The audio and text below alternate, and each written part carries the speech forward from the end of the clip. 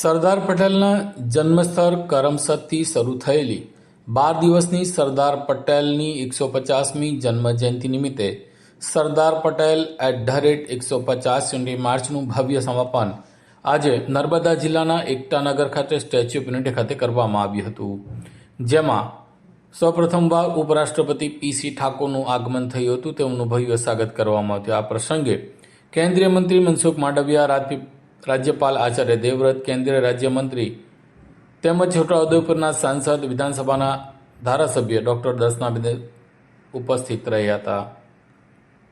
આ પ્રસંગે નર્મદા જિલ્લામાં સૌપ્રથમવાર ઉપરાષ્ટ્રપતિ પી.સી. ઠાકોરે ઉપસ્થિત રહીને સરદાર પટેલના રાષ્ટ્રના એક અને અખંડ ભારતના આધારસ્તંભ ગણાવ્યા હતા. વડાપ્રધાન નરેન્દ્ર મોદીનું એક ભારત શ્રેષ્ઠ ભારત, અખંડ ભારતના સપનાને સાકાર કર્યું હોવાનું તેમણે જણાવ્યું હતું. તો બીજી તરફ રાજ્યપાલે પણ અંગ્રેજના સમયમાં કિસાનોને ભોગવેલી યાતનામાંથી મુક્તિને અપાવનાર અસરકારક સરદાર પટેલના પ્રસંગોને યાદ કર્યા હતા.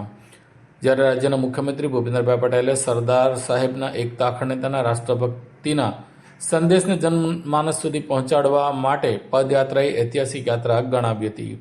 કરમસદથી શરૂ થયેલી એકતા યાત્રાનું સમાપન આજે સરદાર પટેલની પ્રતિમા એટલે કે સ્ટેચ્યુ ઓફ યુનિટી ખાતે કરવામાં આવ્યું હતું.